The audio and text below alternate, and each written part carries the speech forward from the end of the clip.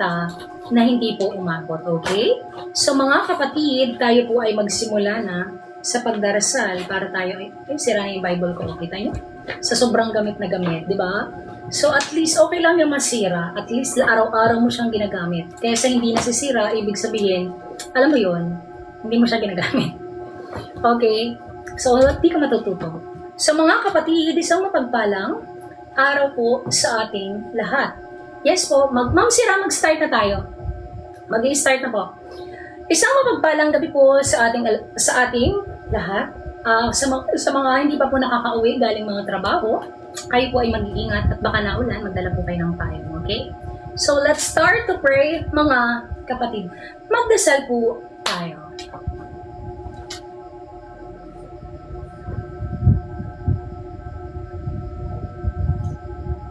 Panginoon, maraming salamat po sa araw na ito. Muli na ipinagkaloob niyo sa amin para kami pagsama-samahin at pagsalu-saluhan ang inyong salita. Kami nagpapasalamat sa araw na ito, Panginoong Hesukristo, sapagkat lagi kayong nandyan nakahandang gumabay, umalalay sa amin sa kasamaan ng mundong ito. Panginoong Diyos, dakilang Panginoon, aming tagapagligtas, maraming salamat po sa bawat araw na ipinagkakaloob nyo sa amin. Lalo na po yung awa na hinihiling namin sa inyo, Panginoon, sapagkat ang mga tao sa mundong ito ay lulong sa kanilang mga laman. Patawarin niyo sila, Panginoon, sapagkat ang Diyos ng mundong ito ay binulag ang kaisipan, ang puso at ang kanilang mga mata, nang sa ganon sila ay hindi makakita. Panginoong Hesukristo, dakilang Diyos, maawaing Diyos, maraming salamat po sa bawat araw na ipinagkakaloob nyo sa amin.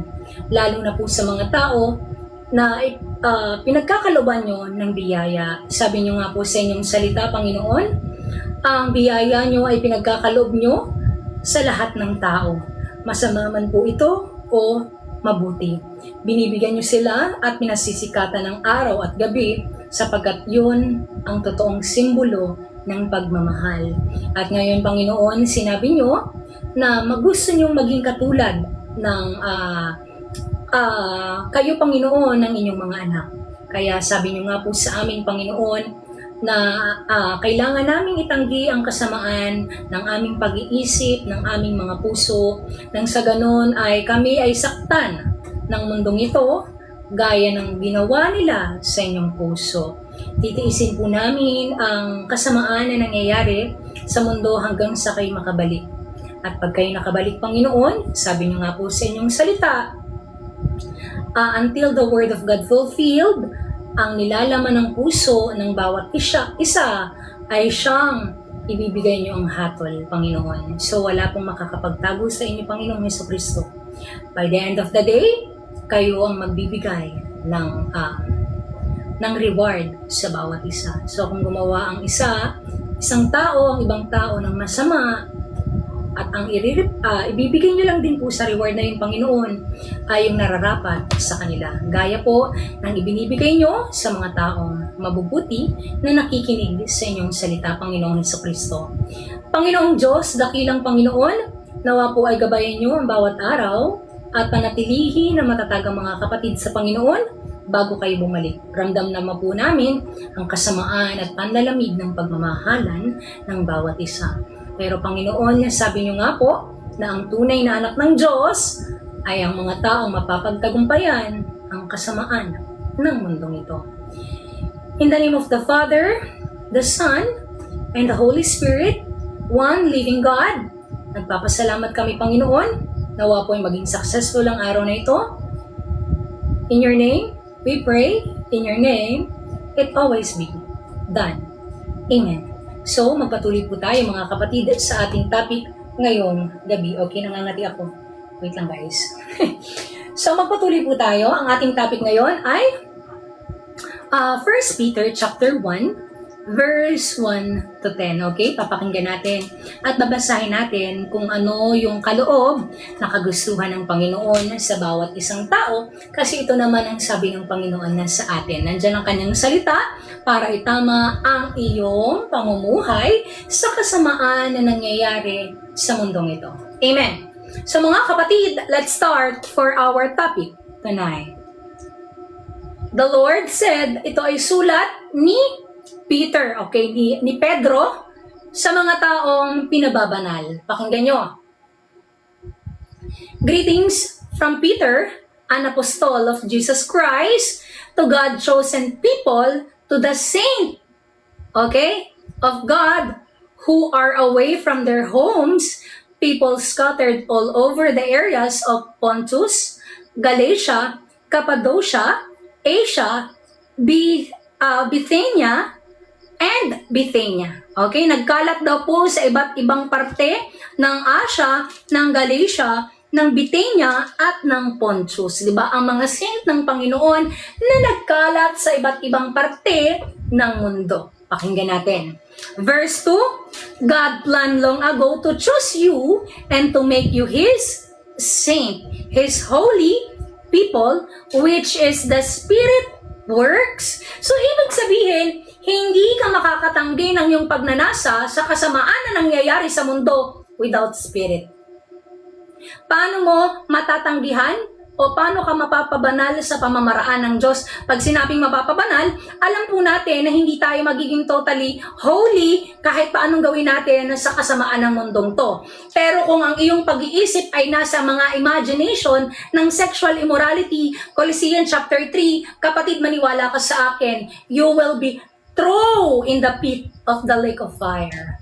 Kasi once na ang iyong pag-iisip ay nasa mga ganyang bagay at hindi nalilinis ang iyong isipan, naboborn again ng Spirit sa kaloob at kagustuhan para linisin ang iyong puso sa kasamaan na nangyayari ng mundo, you will be down, maniwala ka, in the lake of fire. Why? Kailangan mong malinis ang konsensya para mawala ang iyong pagnanasa sa kapwa. Totoo po yan, mawawalan ng pagnanasa ang tao sa kapwa pag narinig nila ang kaloob ng salita ng Diyos. Kaya sinasabi dito, God planned long ago.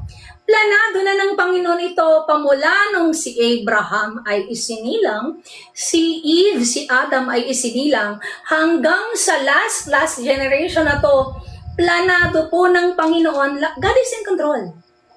Okay? He will always in control. Okay? Sir George, bakit po kayo aakyat? Ano po yung gusto nyong itanong? May gusto po ba kayong itanong? Or kayo po ba ay magtuturo? Magtuturo po ba kayo, Sir George? Okay, anong sabi dito? Plan long ago. So may pinili na po ang Panginoon noon pa man. Okay? May pinili na po ang Panginoon, talagang kilala niya kung sino ang para sa Kanya. Kaya sinasabi dito, diba, kaya ikaw ay napili at ngayon ikaw ay pinababanal, dati kang sexual immorality, dati kang alam mo yun, sama sa mga party-party, diba? Ngayon, pamula nung narinig mo yung kaloob na gusto ng Diyos, now the Spirit of God is in you para nalinis ang iyong isipan, ang iyong puso, ang iyong konsensya, at ngayon ikaw ay pinababanal. May takot, may batas na kaakibat sa iyong isip at sa iyong puso. No? So sabi dito, God wanted you to obey Him and to be made clean by the blood sacrifice of Christ Jesus. Kaya nga niya sinabi kay Nicodemus, truly I say to you, until you are not born again, you cannot seek the kingdom of God. Luke chapter 17, and the kingdom of God is inside of you. So hindi mo, di ba, makikilala ng ng lubos-lubusan ang Panginoon if you are not born again. Ang taong ipinanganak sa laman, ang pag-iisip, ang puso ay nasa laman. Ano po yon? Satan, ito na yon, binibigay ni Satan. Ano po yon? Mundo. Pagnanasa sa mundo. Okay? So, kaya sinabi ng Panginoong Hesus, a person who is born in the flesh is born in the flesh. So, ang taong ipinanganak sa laman, ang pag-iisip nasa laman, ang pag-iisip nasa kagustuhan ng laman.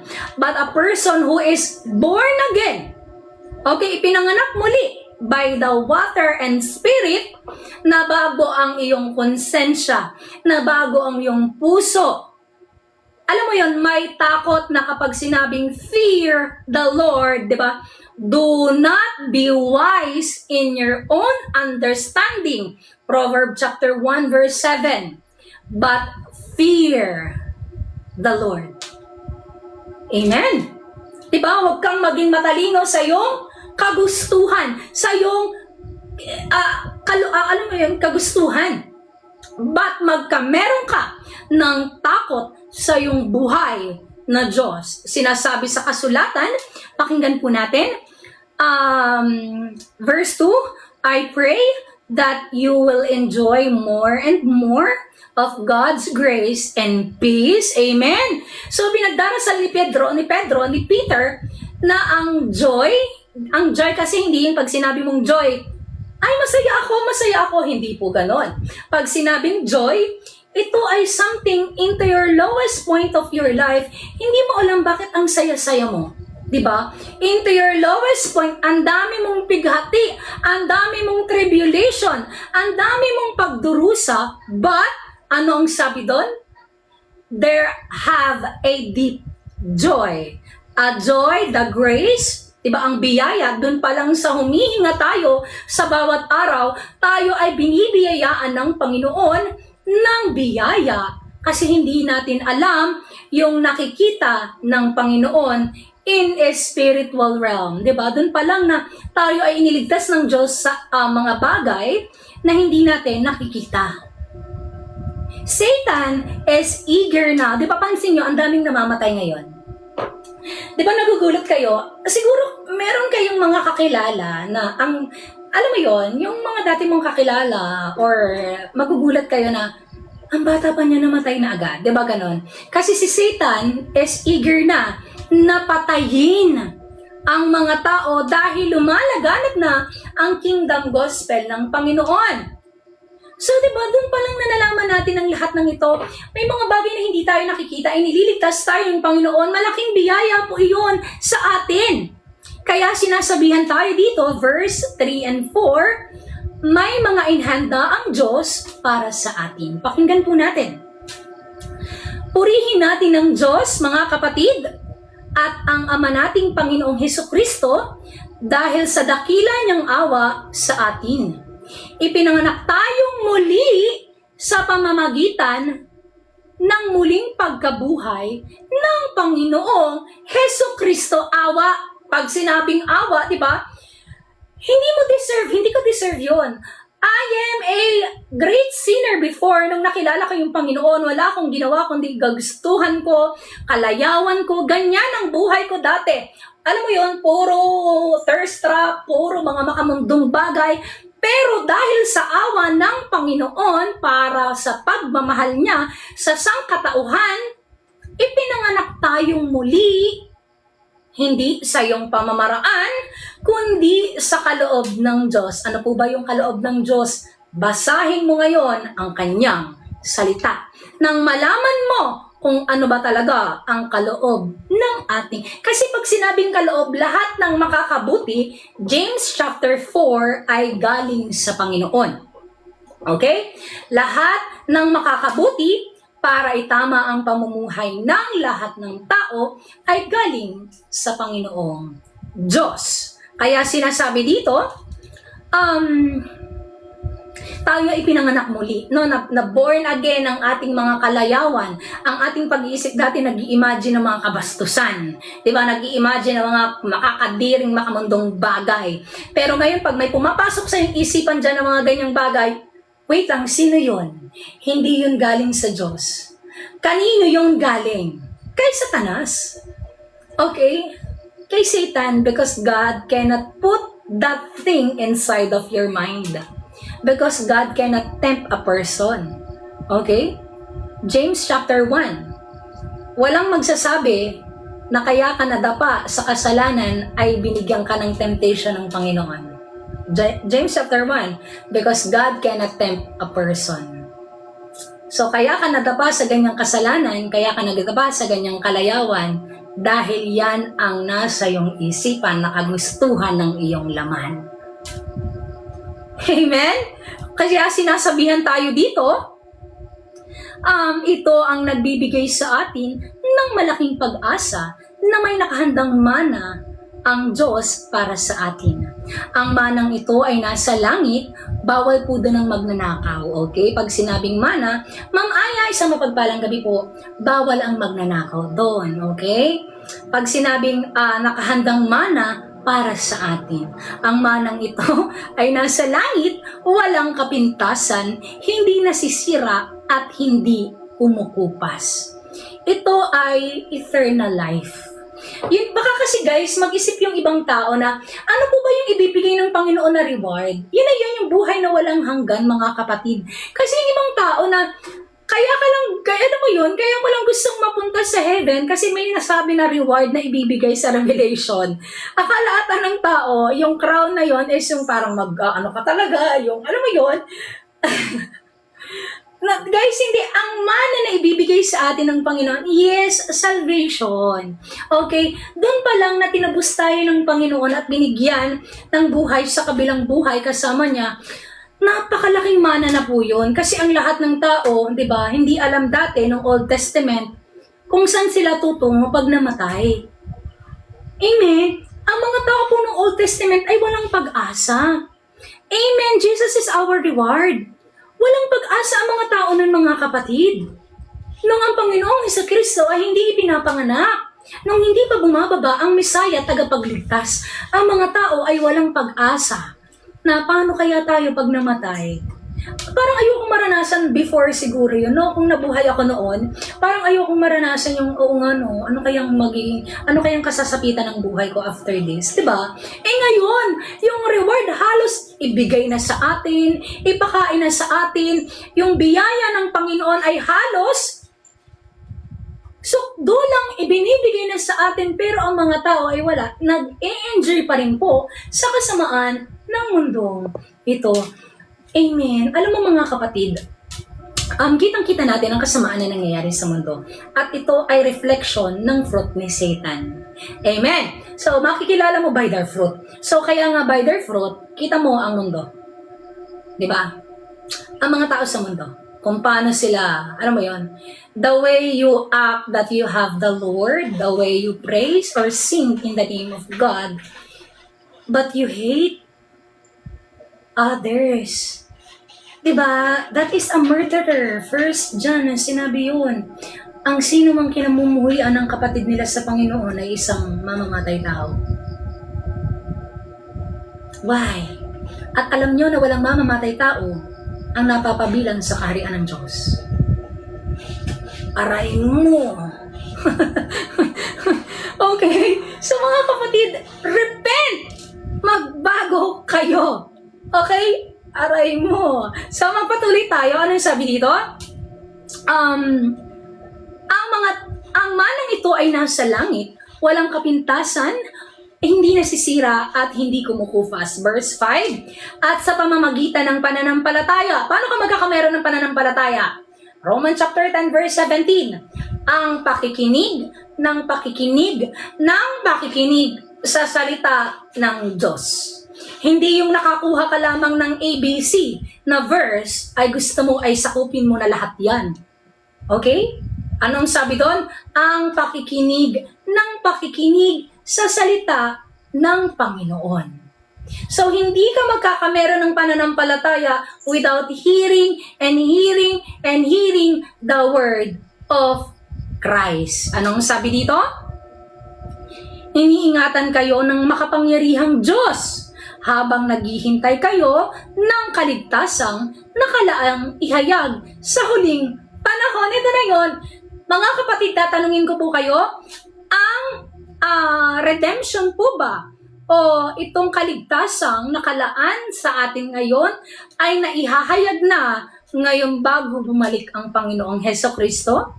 Ito po ba ay naihahayag na bago siya bumalik? Amen. Kaya nga, in the days of Noah, also the days of the Son of Man, before the flood, they swipe them all. So, kitang-kita natin yung fruit ni Satan actually, ang nakakatakot dito ay puro Gen Z. Okay, ano yun? Langaw. Nakakatakot dito ay puro Gen Z.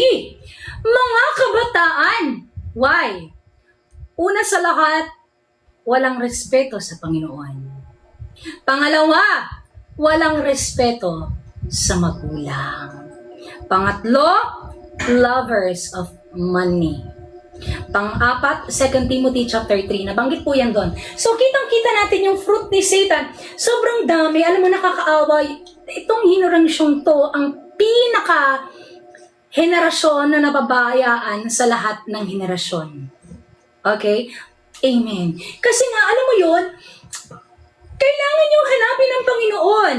Kailangan yung hanapin ang kaloob ng Diyos. Kailangan yung hanapin kung ano yung kaloob na makakabuti para baguhin ang yung pagnanasa sa kasamaan na nangyayari sa mundo. Tingnan nyo ang mundo. Tingnan nyo ang fruit ni Satan sa tao. Galit sa lahat ng mabuti. Ano kaga? Tigay galit sa lahat ng mabuti na salita ng Panginoon. Amen? Kaya makikita natin sa bunga at sinasabihan tayo. Anong verse na? Verse 8? You have not seen Christ, but still you love Him. Amen. Pamula nung na-born again ka, okay? Born again is hindi religion ha. Hindi ito yung religion na after Sunday, di ba? 1 hour, 2 hours, 3 hours, sa pulpit pews, after nyan, sexual immorality, you will burn in the lake of fire. Maniwala ka kapatid. You will burn in the lake of fire. If you do not change your mind, your heart, into the will of Christ. Into the will of God. Sinabi dito, you have not seen Christ, but you still love Him. By after mong makilala yung kaloob at kagustuhan ng Diyos, mahapdi, masakit, ayaw mong sundin, pero may peace. Doon ka nagkameron ng totoong respeto sa Panginoon. Doon ka natuto ng ayaw mong gumawa ng mali sa Kanya. Hindi mo siya nakikita pero mahal mo siya. Hindi mo siya nakikita pero ang laki ng respeto mo sa Kanya. Diba? Hindi, ang ginagawa mo ay hindi makamundong tao na, alam mo yon, public nakikita ng tao, pero after that, sa private may ginagawa kang kasamaan. Diba? No. Hindi po. Mike, wait lang. Kasi mas nakakatakot yan, guys. Okay? Mas nakakatakot yan. Kasi, takot kang makita ng mga tao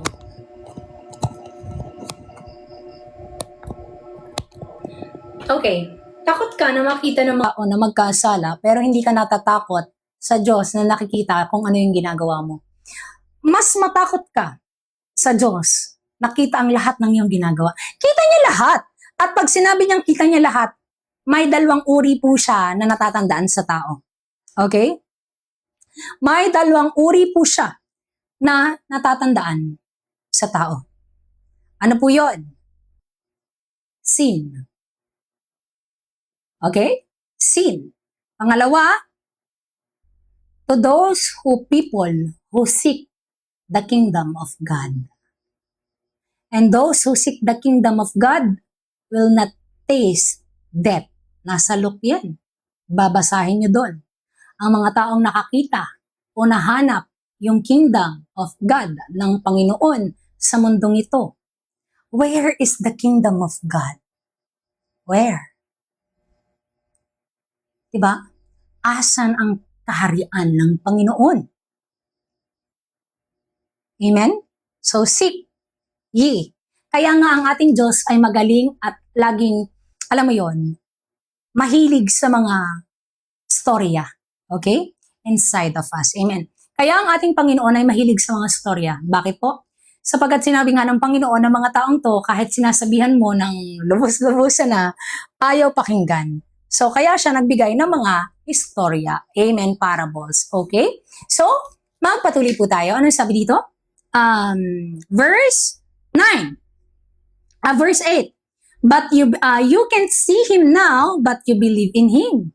Amen? Hindi natin nakikita yung Panginoon ngayon, pero naniniwala tayo dahil sa salita na napakinggan natin.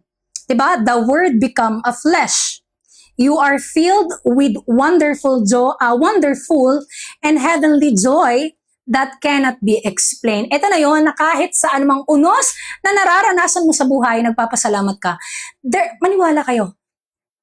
Totoo yun na there is something deeply joy sa lahat ng unos na nararanasan mo. Ako totoo yun ha. Kita nyo naman kung gaano ako kinamuhian ng mundo ngayon, di ba? Kita nyo kung paano ako napo-persecute. Kita nyo kung paano ako, siniraan at nasira, di ba? Pero hindi nagmatter sa akin yun kasi there is something na gusto ang Panginoon na kailangang mangyari. So sinabi sa 1 Peter chapter 4, God knows everything. So you can trust Him, your life to Him. So if God wanted you to suffer, you can trust Him. Amen? So dito natin marirealize na alam mo yon, nangangati ako. Ang hapdi kasi nung kulay, guys. Wait lang. So, dito natin marirealize kung gaano napakabuti ng Panginoon. Dito natin marirealize kung gaano napakamapagmahal ng ating Panginoon. Diba? There is something deep joy pamula nung nakilala mo ang kaloob ng Panginoon. You are filled by wonderful and heavenly joy that you cannot be explained. At danas na danas po natin yan, mga kapatid. Your faith has a goal and you are reaching that goal, your salvation. Palakpakan naman po natin ang Panginoon. Amen. Diba? Ang iyong pananampalataya ay, anong sabi doon? Dahil tinanggap nyo ang bunga ng pananampalataya nyo na walang iba kundi ang inyong kaligtasan. Dahil sa bunga ng Espiritu na siyang nagtatrabaho sa ating mga sarili. Kasi ang isang tao hindi yan mababago without Spirit. Ang isang tao hindi mababago without the Holy Ghost. Okay? The Spirit of the Son of Man. So, ang isang tao, hindi makakapagbago sa kagustuhan kung hindi narinig ang kaloob, pakikinig sa salita ng Panginoon. Verse 10, ang kaligtasang ito ay pinagsikapang saliksikin ng mga propeta noon. Sila ang nagpahayag tungkol sa kaloob na ito ng Diyos. Ipinahayag sa kanila ng Espiritu ni Kristo na nasa kanila na naghirap siya bago parangalan. Amen. So, ibig mong sabihin, diba, alam natin na sinabi nga ng Panginoon sa Gospel na ang mga propeta noon ay pinapersecute. So, alam natin dahil pinapersecute ang mga propeta noon by nation, so nung ang mga apostol ay pinahayag yung salita ng Panginoon, yung kaloob ng Diyos, persecuted din ng mga tao sa mundo. Now, kitang-kita natin na nangyayari bago sa huling araw ng pababalik ng ating Panginoon na pinapangaral sa atin ngayon ng Espiritu ng Diyos sa mga na nangyayari sa mundo ngayon. Diba? Ito ay sinaliksik bago natin nalaman. Ito ay pinahayag tungkol sa kaloob ng Diyos, kaya natin nalalaman at natatanggihan ang kasamaan na umiiral sa mga tao ngayon. Flesh. Rebellion. Sinabi po yan sa Revelation chapter 18, kung di ako nagkakamali. Babylon. Fall the Babylon. Babylon in Book of Revelation is the world. Luxury, nabanggit dyan, di ba? Kasaganahan na nakikita ng iyong mga mata. Okay? Number 1 na ginamit talaga ni Satan para pabagsakin ng tao ay lust, pagnanasa ng laman. Bibili ka ng kotse. Okay? Wala naman sanang problema kung meron ka ng kotse bago mo makilala yung Diyos. Wala naman sanang problema kung may kotse ka na, kung may bahay ka na, may marangyang buhay ka na, nung nakilala mo yung Panginoon. Ang nagkakameron kasi ng problema dyan, naghahangad ka pa. Okay? Naghahangad ka pa ng yumaman. Ano ang sabi ng Panginoong Jesus sa mayaman na tao na lumapit sa Kanya? Panginoon, ang lahat ng sinabi nyo ay ginawa ko. Now, sinabi ng Panginoong Hesus, now, may isa ka pang hindi ginagawa. Ano po yun? Ang lahat ng ari-arian mo ay alisin mo at ipimagay mo sa mga mahihirap na tao. Nalungkot at parang galit ang itsura nung umalis yung mayamang tao. Ano ang sabi ng Panginoong Hesukristo? Truly I say to you, mas madali pang, okay? Mas madali pang makapasok sa butas ng karayom ang camel kesa makapasok ang mayaman sa kingdom of God. Where is the kingdom of God? This is heaven, but here on earth. The Lord Jesus Christ put it down, the heaven, in earth. Okay? The kingdom of heaven, this is two kingdom and the kingdom of God. Where is the kingdom of God? Okay? So, hindi po ito sinasabihan kasi kaya dito nagkakameron. Kaya yumayaman dito yung mga taong nagtuturo eh. Kasi ibinibigay nila yung talata na ito ay kapag daw ikaw ay mayaman, ipamigay mo yan sa amin. Kaming mga nagtuturo, ipamigay mo yan para ikaw ay mabiyayaan palalo. O, di ba? Ginawa mo lang uto-uto yung tao. Di ba? Ikaw ang nagyumaman. Nakakotse ka na nagtuturo. Okay? At yung, amen, di ba? Sa sobrang kaabusuhan ng tao sa pera talaga. Kaya anong sabi doon? Anong sabi doon? Mas madali pang makapasok in the kingdom of God. Saan? Kesa sa butas ng karayom. Kasi hindi mo makikilala ng lubusan ang Panginoon kung hindi mo siya hinahanap ng iyong buong puso. Kaya nga sinabi ng Panginoong Hesus, kung nasa ng iyong puso, di ba, andon ang iyong kayamanan. Asan ang iyong kayamanan? Asan ang iyong kayamanan? Ako ang yaman ko salita ng Diyos kasi siya yan. The Father, the Spirit, and the Word are one. 1 John chapter 2 or 3, kung di ako nagkakamali, binanggit yan doon. The Father, the Father, the Spirit, and the Word are one. So kung anong kagustuhan ng Panginoon na nasa langit, yan, ito siya. Diba? Itong salitang yan. At yan yung kagustuhan ng Espiritu. Asan ang puso mo? Ako ang kayamanan ko ang salita ng Panginoon. Okay? Hindi na ako naghahangad na magkamero ng, alam mo yon, walang problema ang humiling tayo sa Panginoon ng pangangailangan natin sapagkat siya mismo ang nagsabi niyan sa kanyang salita in 1 John chapter 5. Kung ano yung makakabuti para sa inyo ay ipagkakaloob ng Panginoon at mag-a-agree doon ng Diyos para ibigay sa inyo. Nagkakameron na kasi ng problema kapag ang mga tao ay, alam mo yon, gutom, laging gutom. Okay? Si Solomon na nagsabi sa kanyang salita, hari ito. Si Solomon ay hindi basta mayamang tao. Si Solomon ay pinakamatalinong tao na propeta ng Old Testament. Si Solomon ay hindi lang basta hari. Siya ay mayamang tao. Pero sinabi niya sa kanyang salita, all is vanity. Ang lahat ng nakikita mo, ang lahat ng yan ay walang kabuluhan. Walang problema ang magkameron. 'Di ba? Ang problema ay si Solomon po ay hindi hari, not prophet. Actually si Solomon, 'di ba sinabi doon, Solomon is a king and a prophet of the Lord. Sinabi po yan kung di ako nagkakamali. Ano pala si Solomon? Amen. So alam mo yon, dito natin marirealize, yes, hari siya, anak siya ni David. He is a king. Dito natin marirealize mga kapatid na wala pong problema na meron. 'Di ba? All is vanity. Kita mo yung katalinuhan niya kasi nga bakit? Pamula nung si Solomon ay nagkasala sa Diyos, ano po 'yon? Nagkameron siya ng mga idolatry. Nagkameron siya ng pride dahil sa katalinuhan niya. Nagkameron siya ng maraming asawa. So dito, nagkasala siya sa Diyos ng maraming beses.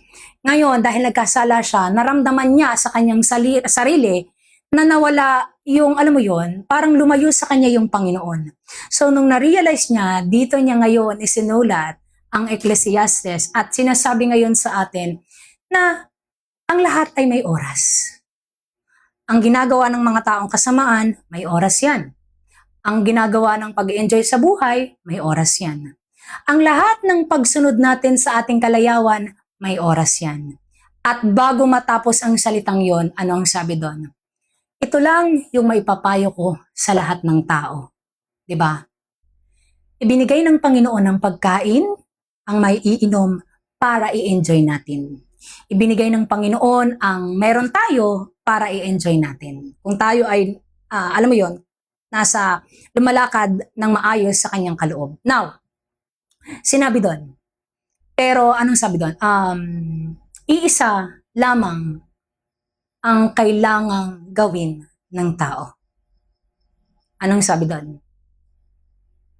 Respetuhin, mahalin, at igalang ang salita ng Diyos.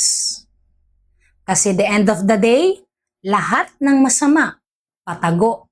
Lahat ng mabuti, patago. Na ginagawa ng lahat ng tao, ay ipibigay ng Diyos ang hatol sa bawat isa. Kaya kailangan, isa sa hindi nare-realize ng bawat tao ay ang pinaka nakakatakot about wisdom is pride, yes, at intention. Kung ginagawa mo yan sa intention mo o intention ng Diyos. Okay, nakakatakot po yan. Na kaya ka lang nagtuturo ay dahil intention mo. Diba? Gusto mong maging sikat. Inoffer niya yan kay Jesus. Ni Satan. Matthew chapter 4, worship me, and I will give you the kingdom of this world. Tus, Satan, the Lord said, you shall only worship your God. So kung ibinigay at inalok ni Satanas sa Panginoon ang kayamanan, karangyaan, glory ng mundo, ano pa sa atin? Tingnan niyo ang tao. Number 1, saan number 1 is slave? Tatanungin ko kayo, mga kapatid na nakikita natin sa bawat araw. Saan nyo nakikita na slave ang tao? Ngayon, saan nyo nakikita na slave ang tao? Money. Amen. May binanggit sa salita ng Panginoon, the root of all kinds of evil is the love of money. Hindi po yung root dito is money. Root, yes, that is expected na natin, pero yung pinaka-root is what? The love of money. Pagmamahal mo sa pera. Diba? Kaya ka gumagawa ng mga bagay na kasamaan, nagbebenta ng ganito, ng ganyan, because of the love of money. Yan ang root, ang pagmamahal at pagsamba ng mga tao sa pera. Walang problema sa pera. Ang masama, love of money. Amen? So, magpatuloy tayo. Kitang-kita natin bago bumalik yung Panginoon, sinabi doon, before the coming of the Lord Jesus Christ, people will be lovers of money. 2 Peter chapter 3. Okay? So, ang root ng lahat ng kasamaan ay pagmamahal ng tao sa pera. Hindi pera, pagmamahal. Okay? Walang problema sa pera. Ang nagiging root ng lahat ng kasamaan ay greed. Tingnan nyo, ang isa na dyan is politiko. Okay, isasama ko lang ang politics. Bakit ang mga tao ay gustong umupo sa trono pagdating sa mga politiko? Because of what? Money. Okay? Maraming pera dyan. Okay? Inom lang ako, guys.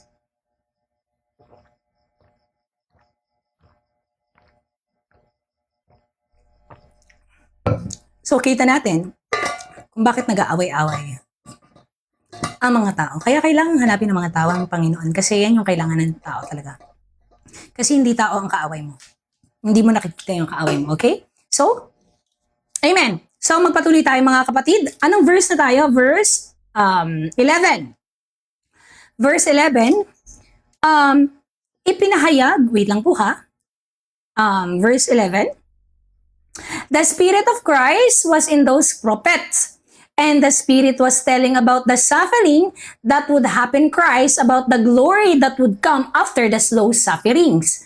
The prophets tried to learn about what Spirit was showing them when it would happen and what the world be like at that time. So ngayon, 'di ba, ipinakita or ipinagkaloob ng Panginoon sa propeta niya, isinulat ng mga propeta noon ang nangyayari at mangyayari sa Panginoong Hesus. Magsasuffer siya, 'di ba? Sinabi doon, Isaiah nabanggit diyan, sa Psalm nabanggit diyan, 'di ba? Saan pa? Sa Zechariah nabanggit na isang banal na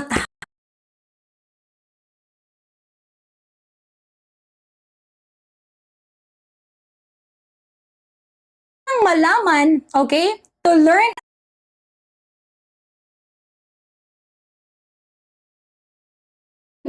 would be like at that time. Kung ano ang mangyayari sa panahong ito. Revelation.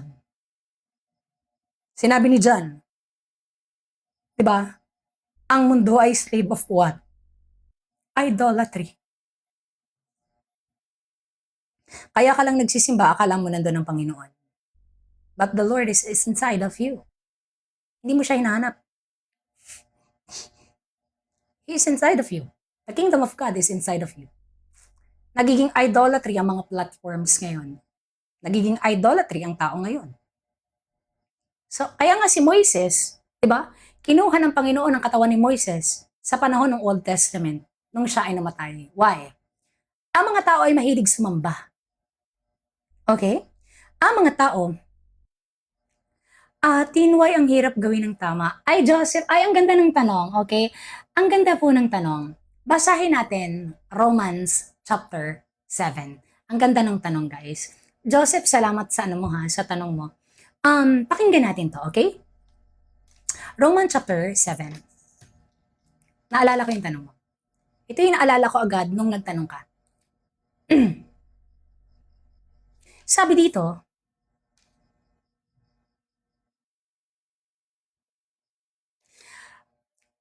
this is war inside of us. Laban sa ating sarili. So, ang kaaway mo ay hindi ibang tao. This is war inside of us. Kaya ang hirap gawin ng tama. Pakinggan nyo to ha, pakinggan nyo. Verse 14, okay? 14 to 18. We know that the law is spiritual, but I am not. I am so human. Sin rules me as it were its slave. I don't understand why I act the way I do. I don't do good I want to do. And I do evil I hate. And if I don't want to do what I want to do, that means I agree that the law is good. Ano pong ibig sabihin? Ang salita ng Diyos ay mabuti. Kaya ayaw mong sundin kung ano yung makakabuti. Anong pakinggan nyo ha? If I don't want to do what I do, that means that I agree that the law is good. Ayaw mong gawin ng mabuti. Kasi ang sinasabi ng salita ng Diyos ay mabuti. Hindi mo maintindihan kung bakit ayaw mong gumawa ng mabuti. I don't do what I want to do. I do what I hate, evil. Bakit ang ginagawa ko ay kasamaan? Bakit ang ginagawa ko ay sin? Bakit ako nagsisin? Bakit ako puro kasalanan? And I hate this. So, ibig sabihin, nag-a-agree ka sa pagmamahal ng Panginoon that His Word is good. Kasi hindi mo maintindihan kung bakit ang hirap gumawa ng tama. Kasi nasaan tayo? Sinful nature. There is two. Kung ikaw ay na-born again, okay? Kung ikaw ay na-born again, there is two na nag-aaway sa loob mo. Kung ikaw ay na-born again sa Panginoon, okay? Ang nangyayari sa iyong isipan, may takot at respeto sa Panginoon. Pero may isa pang batas na lumalakad sa iyong katawan. Ito ay batas ng kasalanan. Sa iyong isipan, ikaw ay may respeto, may takot, may pagmamahal sa Panginoon. Ayaw mong gumawa ng kasalanan. Pero nandito yung isa sa iyong katawan at kasalanan na gumagawa para ikaw ay magkasala. Kaya there is two war inside of your body. Kaya hindi mo kailangang punahin kung ano yung ginagawa ng iba. Jesus said in Galatians chapter 6, each one of you should what? Carry your own burden. Kayong bawat isang tao ay hindi nyo pupunahin ng ibang tao. Sarili nyo ang punahin nyo. Amen? So there is, alam mo yon, na naglalaban. Kung ikaw ay na-born again, pero kung hindi ka na-born again, ikaw ay patay. Ang iyong isipan ay walang alam dyan. Ikaw ay, yung parang ang tingin mo sa mga nagsasabing ganito ay OA, alam mo yung parang, kung ano-anong katsikahan nyo sa buhay, basta kilala ko ang Panginoon. Ganyan. Okay. Ganyan yung mga taong, alam mo yun, nagsasabing kilala si Jesus, pero hindi mo alam kung anong nangyayari in the spiritual realm. Okay? Basta alam mo, basta kilala ko ang Panginoon, yun na yun. Kilala kong mahal ako ng Diyos. Pride ang pinairal mo. Do not be wise and by your own understanding. Diba? So, alam mo yun, dito natin marirealize mga kapatid na galit, diba? Marirealize natin na nag-a-agree tayo sa salita ng Panginoon na ang salita ng Diyos ay mabuti. Kasi hindi natin alam kung ano yung ginagawa natin na ayaw natin. Amen? At yun yung nangyari kay Paul at nangyayari ngayon sa atin. Amen? Kaya, alam mo yun, napakahalaga mga kapatid na kilalanin ng bawat isa ang Panginoon kasi yun naman talaga ang gusto ng Diyos. Actually, yung mercy at awa ng Panginoon ay talagang ibinibigay na sa tao sa mga huling araw bago siya bumalik. Okay? So, yun ang kailangan ng bawat isa. Mga kapatid, napakahalaga ng, alam mo yon, seek ye the kingdom of God first. Okay? Napakahalaga. Huwag niyong papatulan yung mga parasi kasi yung mga parasi yan eh. Wala talagang patutunguhan ng mga parasi kasi yung mga parasi, sila nga yung nagpapako sa Panginoon before. So, alam mo yon, wala tayong magagawa sa mga pariseyo kasi yung mga pariseyo, yun yung mga religious na tao. So, pag sinabing religious na tao, sila yung nagpapako sa Panginoon dati. So, talagang wala kayong magagawa sa mga yan. Talagang yung mga yan ay bulag para silang mga tigre. Ganyan talaga sila. Okay? So, wala kayong magagawa sa mga pariseyo kasi sila ang nagpapako sa Panginoon noon. So, even ngayon, sila pa rin ang gumagawa niyan. Kasi alam mo yon, wala silang pagmamahal at respeto sa salita ng Panginoong Heso Kristo. Ang hirap pala no, pag nasa pruning season ka ng buhay mo, God is taking away lahat ng fruit na hindi belong sa'yo. Amen. Totoo yan. Mahirap siya guys. Actually, Sir Joseph, nung nakilala, gaya ng pagkakakilala ng mga apostol sa Panginoon at gaya ng pagkakakilala natin ngayon sa Diyos, kung ano ang naranasan nila, ngayon nararanasan natin. Hindi siya madali. Para akong araw-araw binibigti sa paglakad ko sa Panginoon. Kaya nga ang paglakad patungo sa kaharian ng Diyos ay makipot. Alam mo yun, ang ayaw ng Panginoon at hindi makakabuti sa iyo, aalisin niya. Maniwala kayo. Kung saan ka kunwari, ang unang niyang aalisin dyan is yung mga malalapit sa iyo na hindi makakabuti. Number 1 yan. Okay? So number 2 is yung mga ugali mo na ayaw ng Diyos. Pride kang tao, Tapos, alam mo yan, introvert ka, gusto niya, i-share mo yung kanyang kingdom, okay.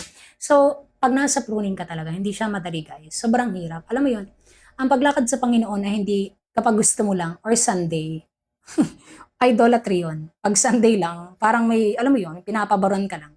Ang paglakad sa Diyos ay ano, araw-araw. Napakahirap. Minuto, segundo ng buhay mo. Alam mo yun, kailangan mong ibigay sa Diyos kasi napakahirap po talaga ng, alam mo, napapaligiran ka ng mga taong, nasa mundo tayo na napapaligiran tayo ng mga taong lulong sa kanilang mga laman. Ano po yun? Kita natin kung anong nangyayari sa mundo. 'Di ba? Lulong sa mga laman. Kabastusan, kamanyakan, pervert. Alam mo yon, 'di ba? Kitang-kita niyo na.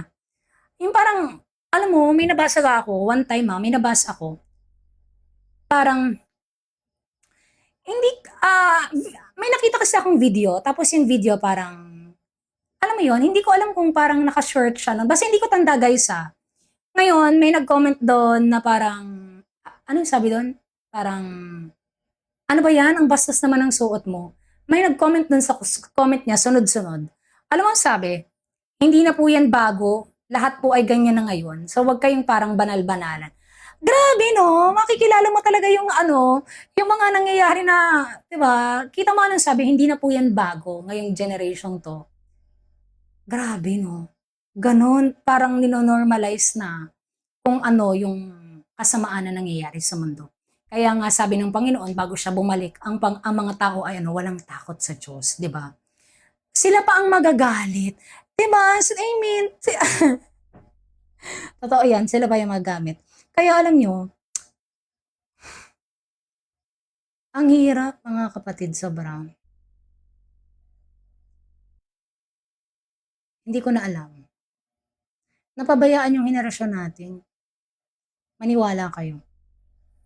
At saka number one na nagpalala sa tao ay entertainment. Naniniwala pa kayo? Number one na nagpalala sa tao ay entertainment. Oo, entertainment. Paano po makakasigurado na ligtas na ang isang tao? Kapag tinanggi mo yung sarili mo sa kasamaan ng mundong ito at nagtiis ka sa lahat ng, alam mo yon, nagtiis ka sa lahat ng kaloob ng Diyos bago siya dumating. Doon mo masisiguradong ligtas ka.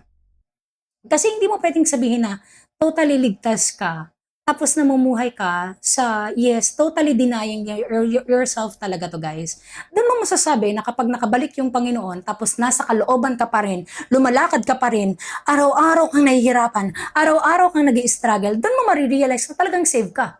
Pag nakabalik siya na, yes, Lord, thank you so much, bumalik ka na, kasi pagod na ako. Doon mo masasabi na, save ka. Pero alam mo yun, nung nakilala mo yung, kasi may sinabi ang Panginoon sa 2 Peter chapter 2 at sa Gospel, sa Matthew, okay, na about sa mga taong aso. Ano po yung aso? Pamula nung nalaman yung kaloob ng Diyos, bumalik sa kanilang mga kalayawan ng laman. Naging baboy. Ano po yun? Bumabalik sa dumi. Amen? So, kaya kailangan ng tao na manatiling tapat. Kasi ang Diyos ay tapat. 2 Peter chapter 2. 1, nabanggit doon. God is faithful to those who are faithful to Him. Diba? So, makikilala mo, katulad ni Lance, diba? Makikilala mo si Lance sa bunga. Basta bunga, guys, may wisdom, yes, ang wisdom ay binigay para, alam mo yon, makilala natin ang Diyos. Pero number one po na may papayo ko sa lahat ng tao, huwag kayong basta tatanggap ng tao na nagsasabing Jesus is God. Kasi ang spirit nila ay masasalin sa inyo, which is the spirit ng mundo. Ano po ang pinaka maganda na madidiscern mo ang tao na may totoong Jesus? Ito ang pinaka number one na madidiscern mo, ang tao na may Jesus. Fruit, transformation, attitude, at ano pa? Pamumuhay. Kapag ang tatlong yan ay hindi sumasaloob sa kalooban ng Diyos, ang pamumuhay may puro thirst trap ka sa TikTok, tapos magsasabi kang Jesus is God, maniwala ka, you will in hell. Walang palya. Talagang sunog ka. Pamumuhay. Okay, number 1. My day ng mga thirst trap. My day ng mga... Number 1. Fruit. Because fruit never lies. Hindi maglalay ang fruit ng tao. Number 2, attitude. Why? Ang mga yan, sabihin mo ng kaloob ng Diyos, para yung mga wolves. Galit na galit, talagang halos lapain ka. Sinasabi mo ang kaloob na makakabuti, counsel, whole counsel of the living God. Ay, aatakihin ka, lalapain ka ng mga yan. Attitude. Pangatlo, ano ang pangatlo? Attitude, lifestyle, at ano ngayon? Ano yung pangatlong sabi ko?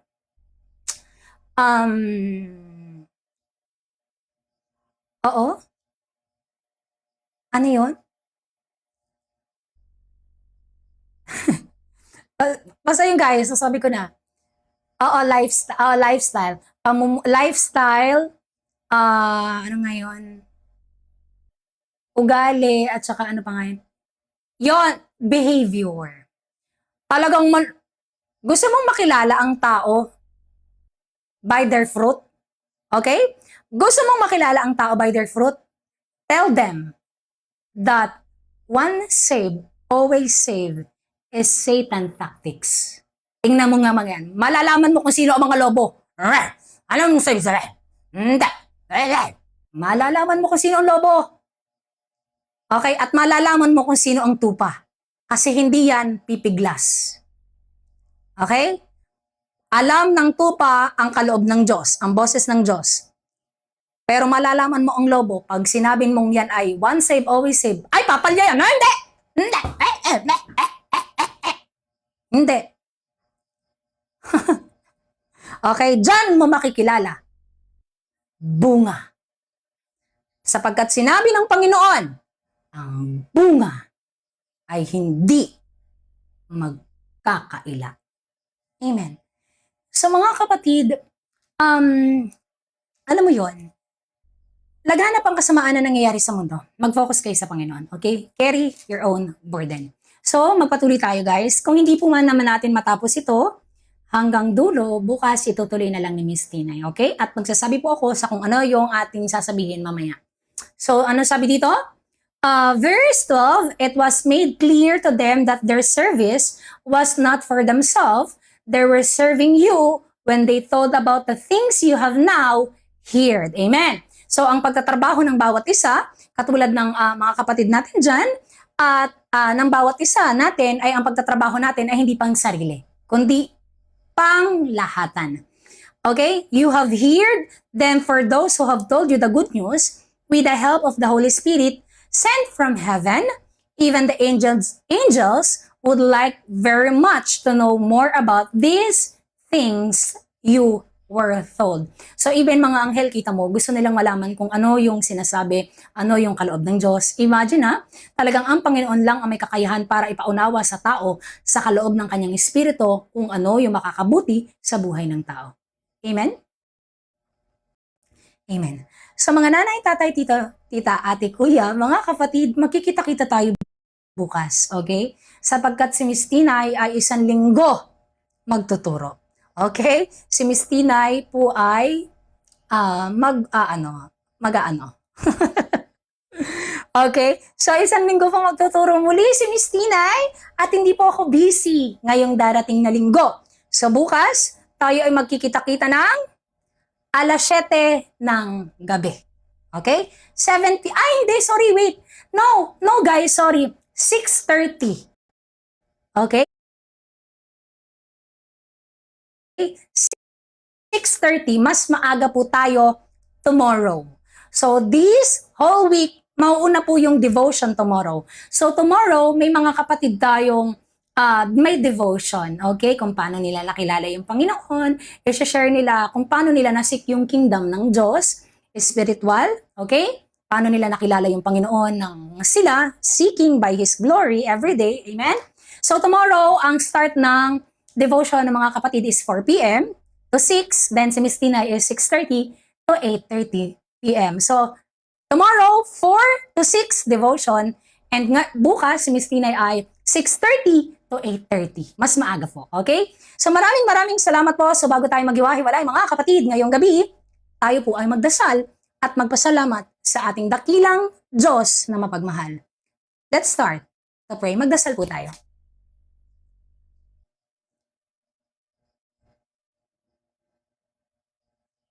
Panginoong Jesus, dakilang Diyos, aming Hari, aming tagapagligtas, ang aming nagsalba sa aming mga buhay. Maraming salamat po.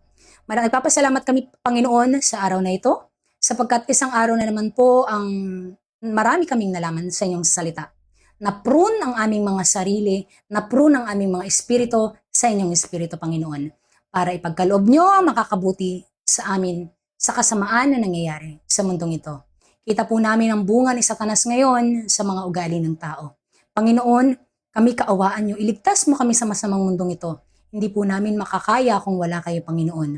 Naniniwala kami, hindi gamit ang aming dila, kundi gamit ang aming mga puso sa pagsunod sa inyong salita. Kami nagpapasalamat, Panginoong Hesukristo, sapagkat ang inyong pagmamahal ay hindi maglalaho. Ang inyong pagmamahal ay mananatiling tapat sa lahat ng tao. Sinabi nga ng inyong salita, magugunaw ang present heaven ngayon at ang kasalukuyang lupa ngayon. Pero ni isang tuldok sa inyong salita, Panginoon, kailanman ay hindi maglalaho. Puso ang kailangan nyo para sundin ang inyong kaloob. Pero kapag malayo ang puso ng isang tao, ang taong nakikinig na ito na malayo ang puso sa inyong kaloob ay isang bingi at isang bulag. So the more na ayaw nilang pakinggan at buksan ang kanilang mga isipan, binubulag nyo palalo sila, Panginoon. Mas lalo nyo pa silang binibingi sapagkat sila ay malayo ang mga puso sa inyong kaloob. Maraming salamat, Panginoon, sa araw na ito. Magkikita-kita po kami sa bawat araw at pananatilihing matatag hanggang sa kayo'y makabalik. Mananatiling tapat, Panginoon, muli sa inyong pagbabalik.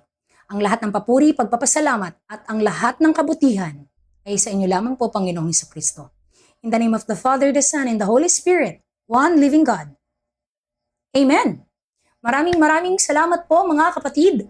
Magkikita-kita tayo tomorrow. Okay? So see you po tomorrow, mga kapatid, at magdasal. Seek